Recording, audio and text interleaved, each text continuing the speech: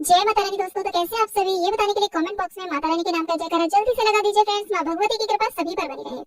तो फ्रेंड्स, आज की इस वीडियो में हम जानेंगे कि नवरात्रि की चौकी हमें कब उठानी होती है और कैसे उठानी होती है, चढ़ाई के सामग्री का क्या करना होता है, कलश का विसर्जन कैसे किया जाता है, कलश के नारियल का क्या करना होता है, कलश के जल का सिक्का सुपारी हल्दी की गांठ जो हमने कलश के अंदर डाली होती है उसका हमें क्या करना होता है, माता रानी की मूर्ति तस्वीर का क्या किया जाता है, ज्वारे यानी कि जो खेतरी हमने बीजी है नवरात्रों के दौरान उनका क्या करना होता है, चढ़ाई के श्रृंगार की सामग्री का क्या किया जाता है। तो संपूर्ण नवदुर्गा विसर्जन की सही विधि आज की इस वीडियो में हम जानने वाले हैं। तो वीडियो बहुत ही महत्वपूर्ण है, आप वीडियो को अंत तक जरूर देखना।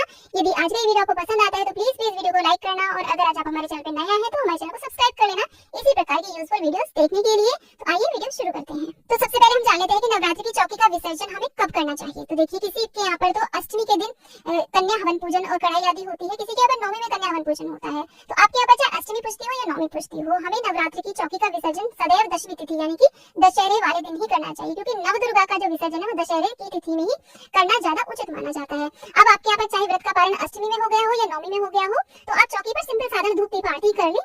चौकी का जो विसर्जन है वो हमें दशमी तिथि में ही करना चाहिए। तो आज जान लेते हैं कि चौकी का विसर्जन हमें कैसे करना है। तो जिस दिन आप चौकी का विसर्जन करेंगे उस दिन भी आप धूप दीप आरती करके पूजन करें, माँ से प्रार्थना करें कि हे माँ, हमने 9 दिन तक आपकी पूजा सेवा करी है, इस दौरान यदि हमसे या हमारे परिवार से किसी प्रकार की कोई भूल चूक हो गई हो तो उसके लिए क्षमा करें और अपना आशीर्वाद सदैव हम पर बनाए रखें।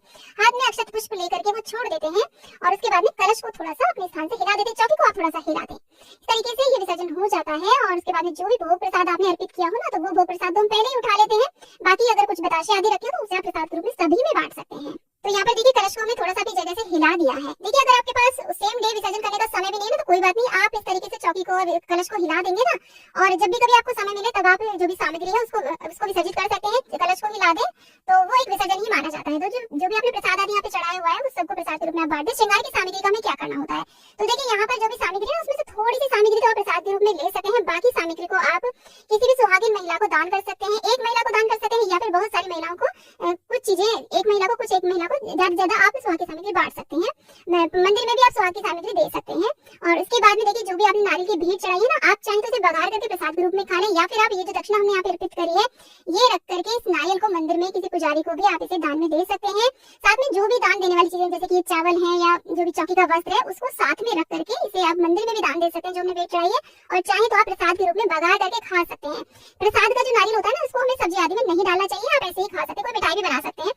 साथ में देखिए, ये जो राख होती है, हवन की जो राख होती है, जिसे हम एक विभूति टाइप से होती है, तो इसे आप चाहें तो थोड़ी सी अपने बच्चों के माथे पे लगा सकते हैं, अपने माथे पे लगा सकते हैं। बहुत ही प्रभावकारी है राख होती है। तो इस राख को इधर उधर नहीं डाला, आप इसे अपने पौधों में क्यारी आदि में डाल सकते हैं, विसर्जन की सामग्री में इकट्ठा करके रख लें। उसके बाद में जो पूजा के बर्तन है उन्हें आप उठा करके साइड में रखें, इन्हें धुल करके दोबारा पूजा में प्रयोग में लेंगे। और ये जो जल का लोटा है इसे आप किसी भी गमले में सिला सकते हैं। देखिए, ये जो नवग्रह यंत्र हमने रखा है तो इसको भी हम गंगा जल आदि से धुल करके अपने मंदिर में विराजमान कर देंगे। अगर आपने सुपारी या चावल से नवग्रह बनाई है तो सुपारी को आप दोबारा से पूजा में प्रयोग में ले सकते हैं। जो 9 सुपारी हम लेते हैं और जो चावल रखी है उन चावलों को बाकी के और चावलों में मिक्स कर देंगे। और यहाँ पर देखिए, गणेश भगवान को भी हम वापस से पोंछ करके अच्छी प्रकार से मंदिर में विराजमान कर देंगे। और जनेऊ अगर आपने चढ़ाई है तो जनेऊ आप जो भी कोई जनेऊ पहनते हैं ना उन्हें दे सकते हैं। अब नवरात्रि के ज्वारे का हमें क्या करना होता है, देखिए जब विसर्जन करेंगे तो थोड़े से ज्वारे हम माँ को समर्पित कर देते हैं, थोड़े से ज्वारे अपनी तिजोरी पूजा स्थल मंदिर आदि में रखते हैं, जहाँ भी धन का स्थान हो ना वहाँ पे रखते हैं। कुछ ज्वारे आप अपने बच्चे के बैग में या पुस्तक में भी रख सकते हैं। और उसके बाद में जो ज्वारे बचते हैं ना, तो आप चाहें तो किसी पवित्र नदी जलाशय में विसर्जित कर सकते हैं। आप घर की क्यारी में या फिर गमले आदि में भी इन ज्वारों को डाल सकते हैं, नहीं तो गौ माता को भी आप खिला सकते हैं इन ज्वारों को, क्योंकि ये हरी हरी घास समान ही होते हैं। और नहीं तो आप इनका देखिए ज्वारों का जूस भी बना सकते हैं, क्योंकि वीट ग्रास का जूस पिए जाते हैं, ये जौ की ग्रास के जूस हो जाएगा, तो बहुत ही प्रभावकारी ये जूस रहता है। तो आप देखिए, कलश का विसर्जन हमें कैसे करना है। तो कलश के नारियल का हमें क्या करना होता है, देखिए नारियल के कई सारे ऑप्शंस होते हैं। हमारे यहाँ पर कैसे होता है मैं आपको बताती हूँ। इस नारियल को बघार करके प्रसाद के रूप में सभी में बांट दिया जाता है, खा लिया जाता है। ये जो कलावा बांधते हैं ना नारियल के ऊपर, या चुनरी बांधते हैं, कलावे को आप अपने बच्चों के हाथों में बांध सकते हैं, चुनरी होती है तो आप कन्या को दे सकते हैं या फिर पूजा में दोबारा से रीयूज कर सकते हैं।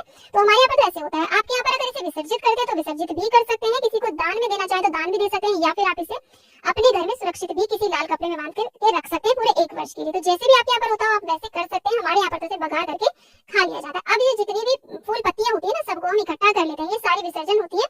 कलश के जल का हमें क्या करना होता है, तो यहाँ पर देखिए, कलश के जल को ऐसे पूजा स्थल पर भी छींटे दिए जाते हैं, घर के प्रत्येक स्थान पर इसके छींटे दिए जाते हैं। बाथरूम आदि को छोड़ करके सभी जगह हम जल के छींटे दे देते हैं। बचे हुए जल को आप किसी भी गमले में क्यारी में दे सकते हैं। अब यहाँ पर देखिए, कलश के अंदर जो हमने यहाँ पर हल्दी की गांठ डाली है, सिक्का सुपारी आदि चीजें डाली है, जो भी चीजें निकलती हैं, तो यहाँ पर सिक्का सुपारी को आप दोबारा से पूजा में रीयूज कर सकते हैं। और या फिर आप तिजोरी में भी सिक्के को रख सकते हैं। सुपारी को और हल्दी की गांठ को आप विसर्जित कर सकते हैं। तो सुपारी और हल्दी की गांठ को आप विसर्जन की सामग्री में भी रख सकते हैं, या इनको देखिए हल्दी को आप खाने के यूज में ले सकते हैं, सुपारी को भी खा सकते हैं अगर आप खाना चाहें। इसके बाद में अगर कलश आपने धातु का लिया है तो आप उसे यूज कर लें, मिट्टी का लिया है तो पक्षियों को दाना पानी रखने के काम में ले सकते हैं। उसमें कोई पौधा भी आप लगा सकते हैं। ज्वारी का जो पात्र है अगर मिट्टी का है तो उसे भी आप पक्षियों को दाना पानी देने के काम में ले सकते हैं। माता रानी को जो आपने चुनरी चढ़ाई है उस चुनरी को आप किसी भी कन्या को दे सकते हैं। अब देखिए जो हमने मूर्ति तस्वीर चौकी पर रखी है उसका हमें क्या करना है। अगर आपके मंदिर या पूजा स्थल की मूर्ति तस्वीर है तो उसे वापस से गंगा जल का छींटा देकर के मंदिर में विराजमान कर दें। लेकिन अगर आपने सिर्फ 9 दिन के लिए माता रानी की मूर्ति की स्थापना करी है या फिर पिंडियों की स्थापना करी है, तब उनका हमें क्या करना होता है, तो उनको हमें किसी भी पवित्र नदी जलाशय में विसर्जित करना होता है, जिनकी आपने स्थापना ही विसर्जन के लिए की थी। लेकिन अगर आपके मंदिर की मूर्ति तस्वीर है तब हमें विसर्जित नहीं करना होता है। उसके बाद में देखिए जो यहाँ पर चावल है कलश के नीचे या पूजा में प्रयोग किए गए जितने भी चावल है आप पक्षियों को या किसी भी गौ माता आदि को खिला सकते हैं। इसमें अन्य और चावल मिला करके आप उसे किसी गरीब को या मंदिर आदि में दान भी दे सकते हैं। जो वस्त्र आपने चौकी पर बिछाया है उस वस्त्र को आप चाहें तो दान दे दें या फिर पूजा में दोबारा से रीयूज भी कर सकते हैं। तो ऐसे चौकी की सभी सामग्री का हमें विसर्जन करना होता है। देखिए माता रानी 9 दिन के लिए हमारे घर में विराजमान होती है, तो उनकी जो चौकी है उसका विसर्जन हमें बहुत ही विवेकपूर्ण ढंग से करना होता है। जो भी रीयूज करने वाली चीजें होती है उनका हमें रीयूज कर लेना चाहिए।